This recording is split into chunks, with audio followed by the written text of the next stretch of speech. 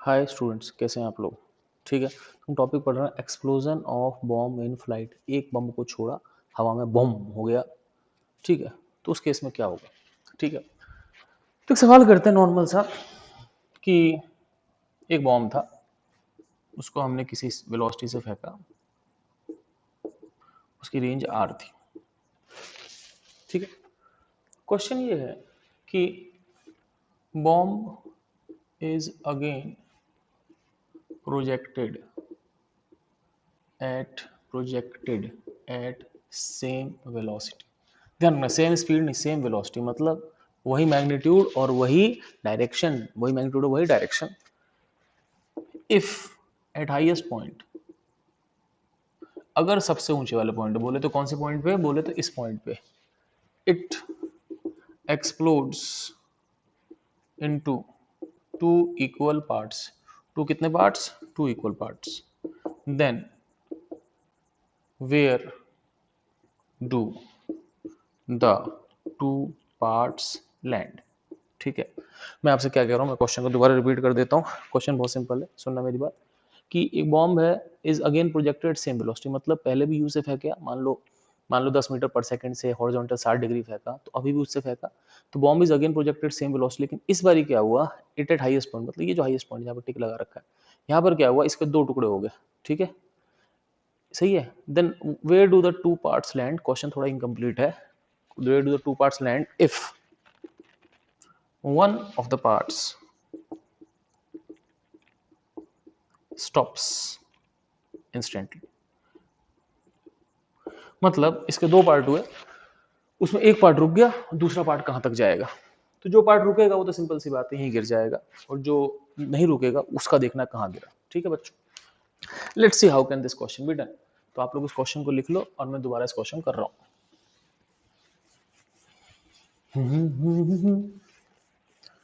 तेरे बिन जीना नहीं, ओ मेरी जाने जहां। अच्छा भाई, अब सुनना मेरी बात। मैं कुछ चीजें आपको काइनेमेटिक्स की याद दिला दूं। काइनेमेटिक्स में ऐसा था कि अगर किसी हाइट से आप एक चीज को यू वेलोसिटी से छोड़ देते हो, तो उसकी रेंज जो होती है, रेंज होती है u root two h by g. ये फॉर्मूला होता है रेंज का, रेंज होता है u root two h by g. तो उसी हाइट से अगर किसी चीज को फेंकते हो तो रेंज यू के प्रोपोर्शनल है।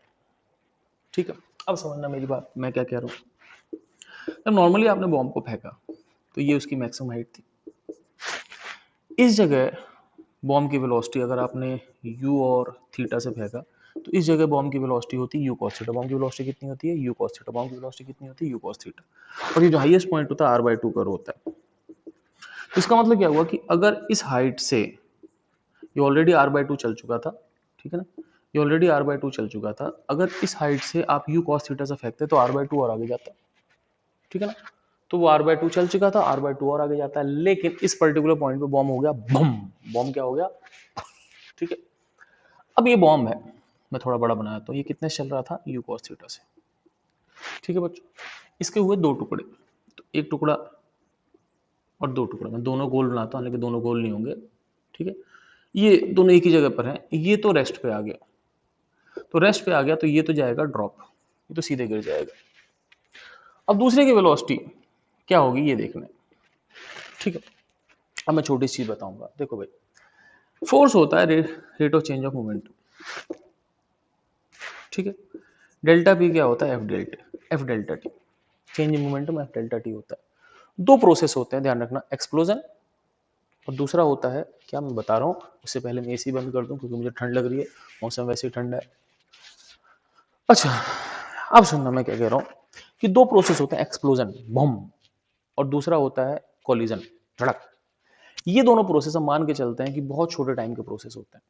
मतलब एक बम एक टुकड़े में है, और with in a fraction of second, बहुत छोटे टाइम में उसके करोड़ों टुकड़े हो गए, हजारों, लाखों, सैकड़ों, जितने भी हो गए, 2 4 5 10। ठीक है, तो बम ऐसे फटता है, अभी इकट्ठा एकदम से पता नहीं कहाँ गया, वो बम था वो गायब हो गया, उसको टुकड़े दिख रहे हैं।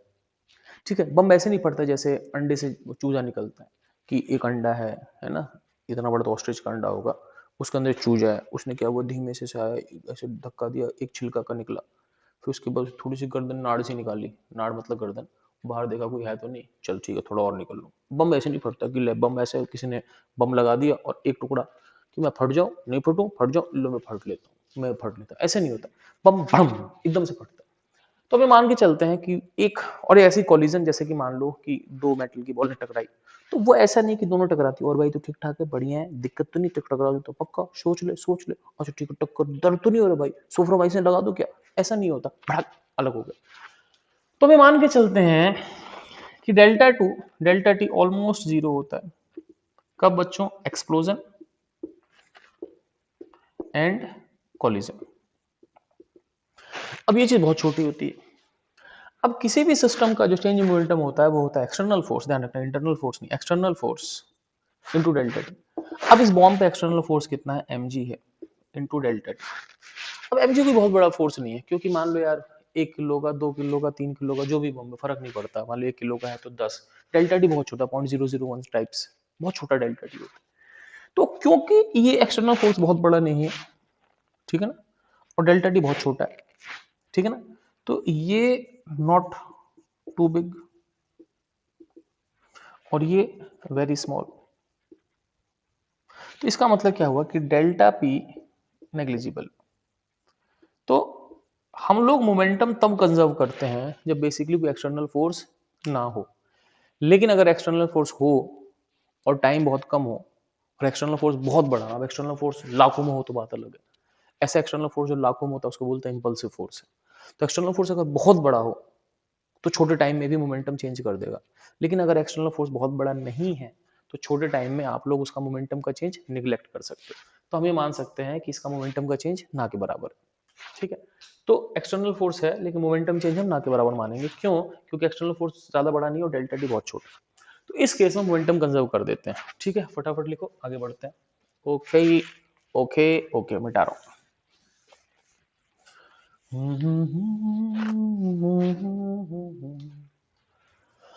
अच्छा भाई, अब क्या हुआ, मोमेंटम पी आई बराबर पी एफ छोटे टाइम के लिए हम ये कर सकते हैं just before and just after explosion, बिल्कुल छोटे टाइम के लिए, ठीक है। अब जस्ट बिफोर मोमेंटम हो गया एम यू कॉस थीटा और जस्ट आफ्टर हो गया m into zero, m by two into zero, ये एम बाई टू और दूसरे का हो गया m by two into B. तो ये तो खत्म ही हो गया, एम एम कट गया, वी कितना हो गया 2u cos थीटा। इसका मतलब जो दूसरा टुकड़ा होगा वो 2u cos थीटा से जाएगा, ठीक है, समझ रहे मेरी बात। अब मैं इस पूरे को मिटा रहा हूं, आप लोग फटाफट लिख लो फिर मैं आगे चलता हूं, मिटा दो। हम्म। अब थोड़ा बड़ा डायग्राम बनाते हैं। बड़ा डायग्राम कैसे, लेट्स सी। बड़ा डायग्राम ऐसे कि ये गया, ये आर बाय टू जा चुका है, इसके बाद एक टुकड़ा तो ड्रॉप हो गया, तो एक टुकड़ा पड़ गया आर बाय टू पर, दूसरा टुकड़ा जो है उसकी वेलोसिटी 2u cos थीटा हो गई और वो जाके कहीं गिर गया, ठीक है। अब समझना कि अगर वो शुरू में u cos थीटा से जाता था r बाय टू पे गिरता था, ऐसे तो होता था भाई। पहले क्या होता था कि ऐसे होता था, ये r बाय टू, ये r बाय टू, यहाँ वेलोसिटी कितनी होती थी, यहाँ वेलोसिटी होती थी u cos थीटा। अच्छा सही है। अब u cos थीटा से जाता तो r बाय टू पे गिरता, लेकिन उसकी वेलोसिटी होगी 2u cos थीटा। तो मुझे पता है कि जो रेंज होती है वो u के प्रोपोर्शनल होती है। अब देखो u cos थीटा से r बाय टू गिरा, अब ये वेलोसिटी होगी डबल, ठीक है ना, डबल होगी ना, ये पहले के कंपैरिजन में डबल होगी। तो इसका मतलब ये जो रेंज होगी ये भी कितनी होगी, डबल होगी। तो पहले वो कितने पे गिरता था r बाय टू पर, अब कितने पे गिरेगा r पर। तो इसका मतलब इसकी टोटल जो रेंज होगी वो कितनी होगी, r बाय टू पे तो एक्सप्लोजन हुई और उसके बाद r और गिरा, तो जो टोटल रेंज आएगी आपके पास है ना वो आ जाएगी r by two plus r, बोले तो कितनी हो गई 3r बाय टू। तो अब जो बॉडी है वो 3r बाय टू पे गिरेगी, कोई दिक्कत नहीं, सही। अच्छा एक चीज और बताना चाहूंगा कि ये जो टाइम ऑफ फ्लाइट होता है वो होता है 2h/g और ये u पे डिपेंड नहीं करता, डिपेंड्स ऑन u की पावर जीरो, मतलब u पे डिपेंड नहीं करता। तो I hope you are understanding this question. मैं एक बार दोबारा आपको समझा देता हूँ फिर से कि भाई देखो, मुझे पता है कि इस चीज को u से फेंकोगे तो रेंज जो होती है u रूट 2h/g होती है, रेंज जो होती है u के प्रोपोर्शनल होती है, ठीक है। वैसे जब हमने फेंका था तो इसकी वेलोसिटी हाईएस्ट पॉइंट पे u cos थीटा होती है, ठीक है। तो u cos थीटा से वो कितनी दूरी पर और गिरता, वो r/2 तो चल ही चुका था, देखो r/2 चल चुका था, r/2 और जाता आगे। लेकिन अब क्या हुआ, अब हाईएस्ट पॉइंट पे एक्सप्लोजन के कारण एक पार्ट ड्रॉप कर गया, ठीक है, मोमेंटम कंजर्व करने के लिए, है ना, उसने आधे पार्ट की वेलोसिटी डबल कर दी, ठीक है। तो पहले मोमेंटम था mu cos थीटा, अब हो गया m/2 इंटू वी हो गया 2u cos थीटा, जो हम निकाल चुके हैं। ये पहले से डबल होगी, तो पहले से डबल होगी तो इस फॉर्मूले के हिसाब से, किसके, इसके हिसाब से कि रेंज u के प्रोपोर्शनल होता है हॉरिजॉन्टल प्रोजेक्शन में, तो वेलोसिटी डबल होगी तो ये रेंज भी क्या होगी, डबल होगी। तो पहले रेंज r/2 तो अब होगी 2 टाइम्स r/2, 2 टाइम्स r/2 को r होगी, तो r/2 पहले चल चुका, r और चल गया, टोटल जो रेंज होगी r/2 प्लस r कितनी होगी, 3r/2। I hope you understand. अब इस पूरे चीज को मैं एक तरीके से और समझाता हूँ, वो तरीका क्या है मैं बताता हूँ, बता रहा हूँ मैं।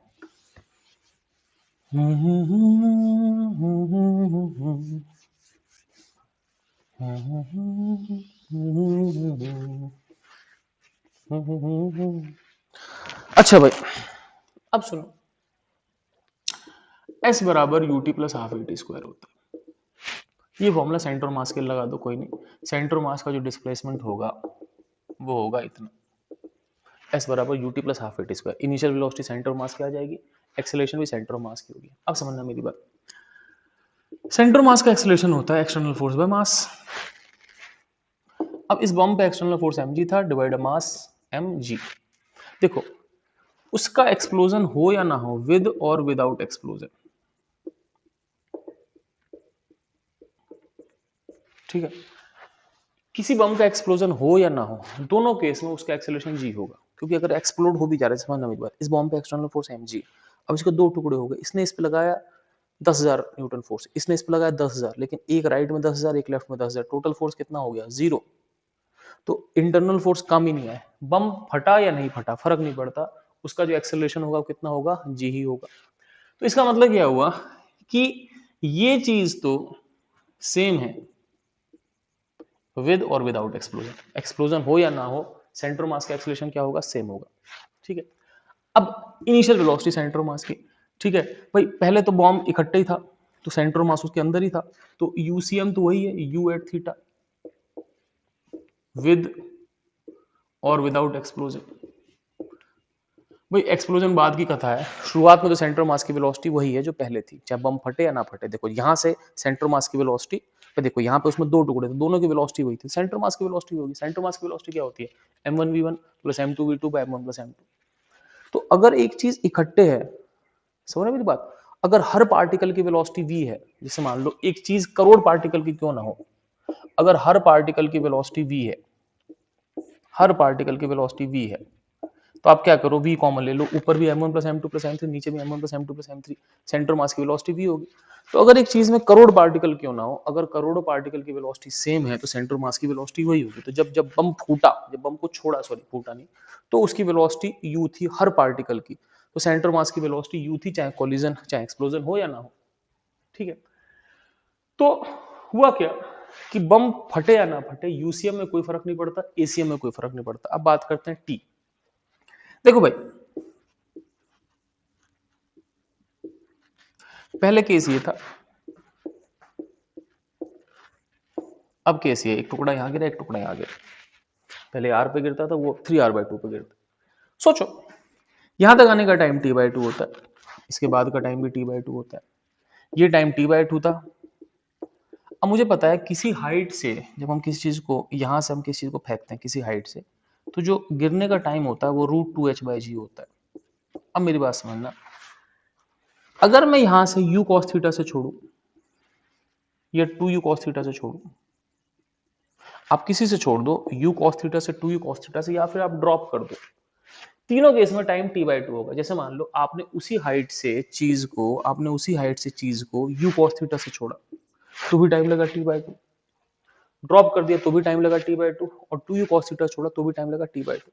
मतलब कहने का मतलब ये कि अगर ये प्रोसेस भी होता है तो भी क्या होता है बच्चों, यहां तक t/2 और यहां तक t/2, मतलब कि पूरा का पूरा बम अभी भी जमीन पे t/2 plus t/2 T time में गिरेगा। मतलब ये हुआ कि इस एक्सप्लोजन से ना तो यूसीएम बदला, ना टी बदला, ना एसीएम बदला। अब मुझे बताओ, अगर इससे कुछ भी नहीं बदला तो एससीएम भी नहीं बदलेगा।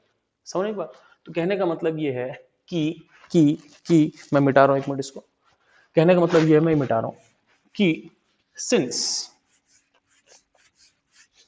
सिंस एक्सप्लोजन डजंट चेंज, मुझे पता है डजंट की स्पेलिंग यूसीएम, एसीएम और टी, सो एससीएम रिमेन्स अनऑल्टर्ड, यानी कि अनचेंज। सेंटर ऑफ मास का डिस्प्लेसमेंट भी चेंज नहीं होगा। ठीक है, अब मुझे बताओ सेंटर ऑफ मास उस टाइम टी में कहां गिरता था, आर पर। तो विद और विदाउट एक्सप्लोजन, एक्सप्लोजन हो या ना हो, सेंटर ऑफ मास का डिस्प्लेसमेंट कितना है, आर है इन टी टाइम। एक्सप्लोजन हो या ना हो, सेंटर ऑफ मास का डिस्प्लेसमेंट कितना है, आर है। ठीक है, तो पहले तो आर है, बाद में भी आर होना चाहिए। अब देखो सेकंड केस में क्या है, मुझे पता है कि अगर एक पार्ट रुक गया है, ठीक है, हमको मन, हाँ, तो मुझे पता है कि एक पार्ट गिरा आर बाय टू पे, मान लो दूसरा पार्ट किसी एक्स पर गिरा और मुझे नहीं पता एक्स कितना है। तो एक पार्ट जब गिरा, मान लो उसका डिस्प्लेसमेंट आर बाय टू होता है टी टाइम पे, और दूसरे पार्ट का डिस्प्लेसमेंट मान लो एस है। तो मुझे पता है कि सेंटर मास का displacement sigma m S by sigma m होता है। मुझे पता है ये आर ही होना चाहिए, भले एक्सप्लोजन हो या ना हो। अब देखो इसका कितना होगा भाई, एक टुकड़ा गिरा आर बाय टू पर, तो एम एस हो गया m by two into r by two. दूसरा हो गया कितने पर, मुझे नहीं पता, एस पर, डिवाइड बाय सिग्मा एम, कितना होगा m by two plus m by two, total mass है एम इंटू आर। यहां से कितना हो गया बच्चों, यहां से हो गया एम आर बाय फोर, नहीं, यहां से हो गया आपके पास M S by two, M तो काट ही दो ना यार, क्यों फालतू में लेके चलो। ठीक है, यहां से हो गया एस बाय टू बराबर r minus r by four, तो ये हो गया थ्री आर बाय फोर। यहां से एस कितना हो गया, three r by four into two, तो कितना हो गया थ्री आर बाय टू। अब देखो वहां भी answer three r by two था और यहां भी answer three r by two है। ये तरीका आपको भले देखने मुश्किल लग रहा हो, लेकिन ये तरीका आसान है। मुश्किल इसलिए लगा क्योंकि मैंने इस बारी समझाया। ठीक है, तो जब मैं इसको नहीं समझाऊंगा अगली बारी, तो ये तरीका आपको आसान लगेगा। तो I hope you have understood this question. ठीक है, चलो भाई, अब हम एक सवाल और कर लेते हैं ऐसा, और बॉम्ब वाले सवालों को खत्म करते हैं। मान लो एक सवाल ऐसा करते हैं,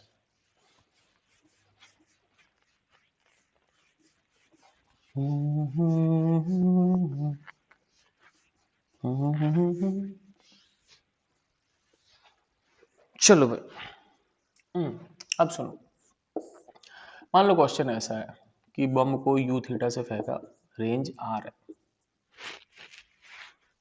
अब क्वेश्चन ये है, एट हाईएस्ट पॉइंट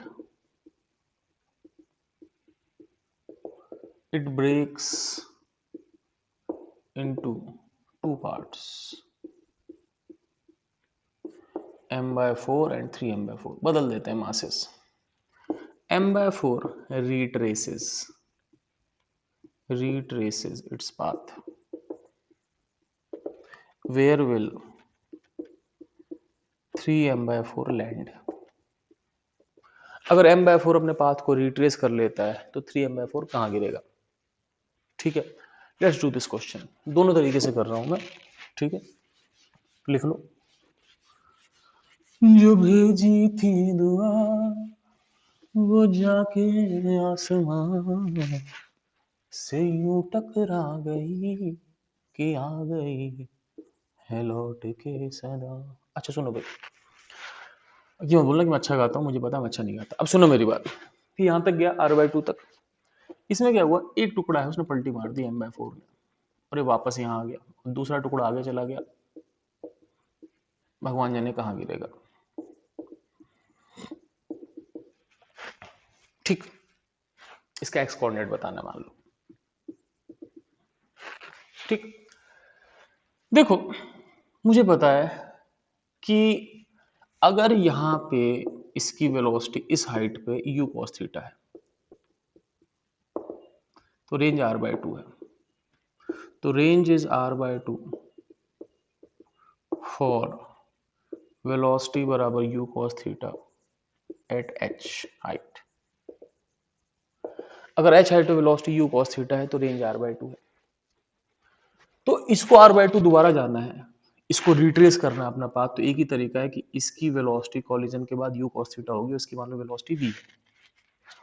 अब हम लोग क्या करते हैं, मोमेंटम कंजर्व करते हैं। कैसे, m था हाईएस्ट पॉइंट पे, उसकी वेलोसिटी कॉलिजन से पहले, सॉरी एक्सप्लोजन से पहले u cos थीटा थी।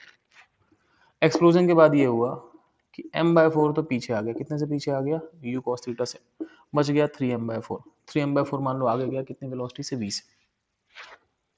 अब मोमेंटम कंजर्व करेंगे, mu cos थीटा बराबर minus m/4 into u cos theta plus 3m/4 into v. M m m cancel हो गया, u cos theta plus 1/4 u cos theta कितना हो गया, 5/4 u cos theta is equal to 3v/4। ठीक है, 4 से 4 cut गया, v कितना आ गया यहाँ पे, v आ गया आपके पास 5/3 u cos थीटा। ठीक है, तो v की वैल्यू आ गई 5/3 u cos theta. Okay, it's fine. अब इसकी वेलोसिटी u cos थीटा होती तो r/2 जाता, अब इसकी होगी velocity 5/3 times u cos theta. तो इसका मतलब क्या हुआ कि ये वैसे r/2 जाता लेकिन यहाँ पे जाएगा 5/3 टाइम्स ऑफ r/2, मतलब कितना हो गया 5r/6। तो इसका जो x कोऑर्डिनेट होगा बच्चों कितना होगा बच्चों, वो होगा r/2 प्लस 5r/6। 6 एलसीएम ले लिया हमने, तो ये हो गया 3r प्लस 5r। ठीक है, तो समझ रहे हो। अब x की वैल्यू होगी 8r/6, तो मैं यहाँ लिख देता हूँ x बराबर 8r/6 बोले तो 4r/3। तो आप आंसर ध्यान रख लो 4r/3। अब हम इसी को दूसरे तरीके से करते हैं, थोड़ी जगह अपने लिए छोड़ के। तो आप इसको पॉज करो, मिटाओ और हम आगे चलते हैं। ठीक है, मिटा दो।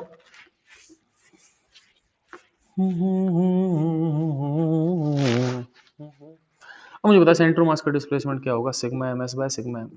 ये अभी भी आर होना चाहिए, सिग्मा एम एस। तो पहला जो पार्टिकल है वो तो 0 पे गिर गया, m/4, 3m/4 गिरा x पर, total mass m into r. ठीक है, सही। अब यहां से सीधे सीधे x कितना आ गया 4r/3। लो जी, एक लाइन में आंसर। तो वही तो मैं कह रहा हूँ कि इट्स अ इजी वे। ठीक है, if you can understand this. अब इस पे कई मुश्किल क्वेश्चन भी आ सकते हैं, जब आएंगे तब की तब देखेंगे। फिलहाल तो आप इसको छाप लो। ओके बच्चों, bye, take care, hope so you are understanding this thing. Byes and takes cares.